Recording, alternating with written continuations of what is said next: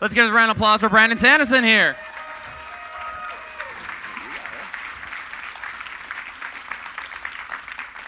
So, how are we all doing today? All right. So, of course, we have Brandon Sanderson here, author of many, many books, Mistborn, Warbreaker, Elantris, and of course, the Finishing the Wheel of Time series. So, what we're going to do today is the Q&A, is we have our mic right there in the middle. So, whenever you have a question, feel free to leap up, and people are already running. So I was going to do a question to start it off, but they're already here. So might as well start. Let's go with your first question here. All right. I'm just going to ask a general question, as I said I would. To get us started, Brandon, do you want to give everyone a quick idea of what the Cosmere is?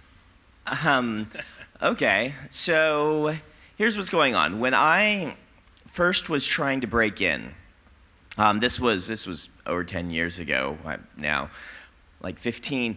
Someone told me that your first 5 books were generally unpublishable. That was fairly good advice. I've found that for most people, it's really just your first novel. Your second novel tends to get really good. For me, I did end up writing 5 just experimental books that I never published. Elantris was my 6th book. Another piece of advice I got while I was working on it, however, was you don't want to start with a big epic.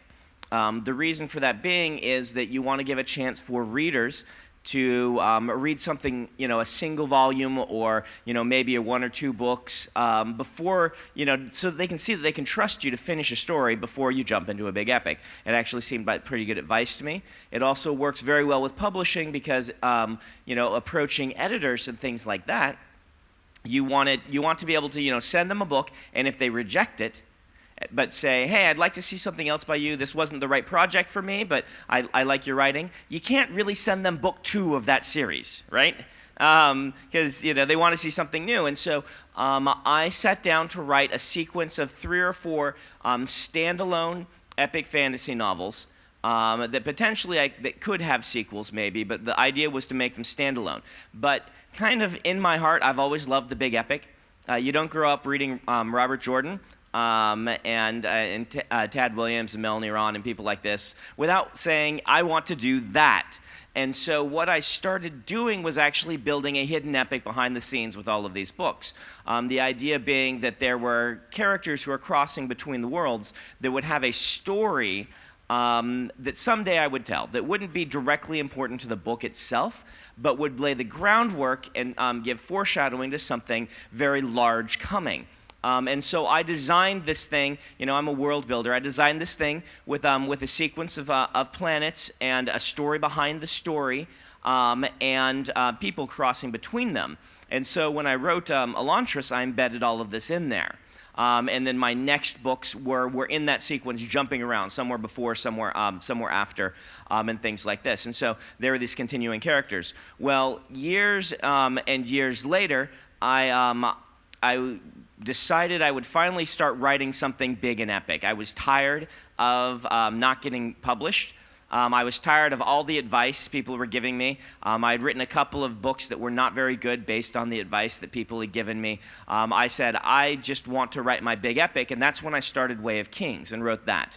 I'm like, I'm going to launch into the big epic. Some of these themes are going to be more important to the series and things like that. And it was kind of me, honestly, giving figuratively the bird to all of publishing, saying, you've told me that my books are too long, that 200,000 words is too long. I'm going to write one that's 400,000. So I don't care. It's going to be big and awesome, and it's the book for me.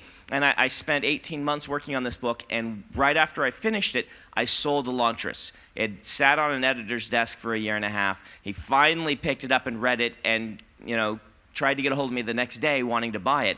And so suddenly I sell Elantris, which I had written, like 5 years before, which had all of these things embedded in it. And I sent that editor Way of Kings. Because he wanted to buy 2 books from me. He's like, all right, I want to do the standalone is great. What else do you have? So I sent him Way of Kings, and he panicked. He's like, this is huge, and what are all these illustrations that you're talking about? And I don't know if we can we break this into like 4 books? And I'm like, no, it's got to be 1 book. He's like, but fortunately for him, I didn't feel the book was ready at that point. Otherwise, I might have forced him to publish it. I felt my skill wasn't up to the task of doing that since I practiced only doing standalones up to that point. And so I said, I want to do a trilogy so I can practice the series format. I've got a pitch on this book called Mistborn that I want to write for you. And Mistborn was the first book that I ever wrote knowing it would get published. And so when I sat down to write Mistborn, I had already sold Elantris, and Elantris was coming out, and it had all of this stuff embedded in it. And I'm like, do I keep going with that or not? Do I go all in? And so I decided to go ahead and do it. And so Mistborn has all of this behind-the-scenes sort of story things built into it.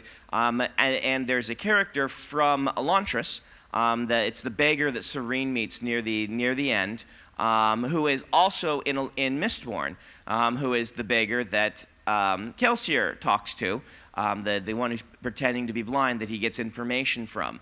And then this character keeps appearing in all of the books as kind of a little Easter egg that was not so Easter eggy because the fans found it right away. But then all sorts of other things. And so the Cosmere is my name for this big universe, which is actually, it's just a play on cosmos. It's not the most original word, but it's something I had actually come up with when I was a teenager. So it's one of those relics that's in there that if I were to do it now, I might name it something a little less obvious. I don't know. It does work, and it is a fun name. So that's there. The character's name is Hoyd, and there are other characters moving between the planets. And so there is a buried deeper story to all of my epic fantasies. The thing that I want to tell people, though, is you don't need to read them in order because these are just Easter eggs. There's not a story there that you can really piece together yet. I don't want people to feel they have to read Elantris before Mistborn, or they can't, if you read them all, at some point you will have some little extra tidbits of information, but there's not something there that's going on that's chronological that you need to know about right now. But that's, in a nutshell, what's going on there. There is an underlying theory of magic for all of the epic fantasies that they all follow. I love the concept in science of the unifying law, right? If you guys have studied physics, there's this belief that somewhere out there there's a unifying theory that will unite all of physics. And because right now, the things that happen on the macro scale don't really match what happened on the quantum scale, and you kind of have to have two sets of equations. And people believe that someday we'll find that link that'll put them all together.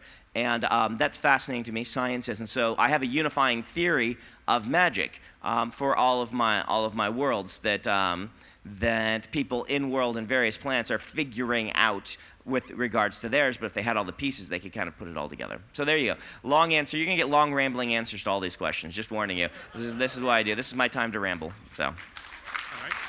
Thank you. And just to mention as well, those of us on the official Brandon fan Oh, yes. 17th Shard. 17th Shard. If you want to talk about these things, the official fan website is the 17th Shard, run by several very good friends of mine who met in my class, met at a signing of mine, and then took my class together, and one proposed to the other in the middle of my class, and now run my website along with some others, the fan site with some others, the 17th Shard.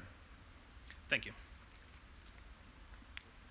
Hey, my question is specifically to do with the Mistborn trilogy. All right. My favorite.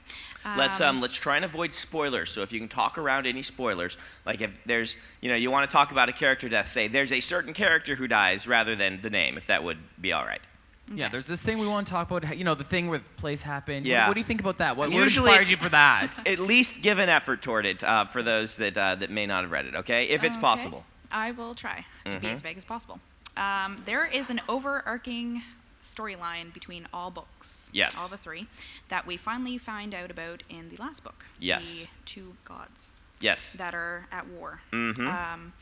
And you were saying yesterday in your lecture how you tend to freestyle your characters, but you Yes. tend to plan certain other events. Yes. And specifically to do with the ring in Vin's ear. Was Yep. that a planned event, or was that a part of the overarching? That was a planned event that I worked out. What I'll do a lot of times when I'm building a series is I will build an outline for the first one, and then I'll have just a few paragraphs on the rest of the series, and then I'll write the first one.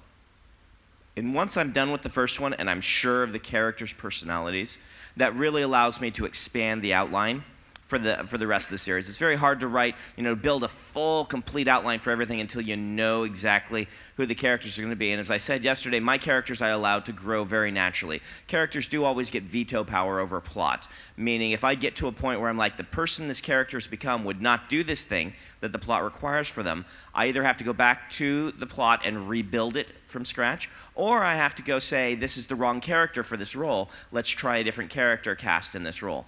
And I've done both before. And so with Mistborn, I did plan that in from the beginning and then write the first book. And then the second two, I expanded on it and said, yes, this is going to work. This can be an important feature of the story. And so it was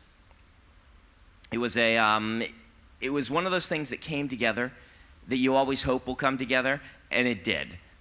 Being able to embed some of the things in book one that worked for book three. And I was really using it as practice for larger series and things like that. So the fact that it came together made me more confident I could do this sort of thing across bigger series. But I'm very pleased with how the Mistborn trilogy turned out. I did have the training wheels on for the Mistborn trilogy. When I sold Elantris, they said they were going to publish it in 2005, and that they needed my next book by then. Well, that was 2 years away. I had a good writing habit and work ethic at that point, and so I was able to write all 3 books of the Mistborn trilogy before I had to turn the first one in for publication, which gave me a safety net.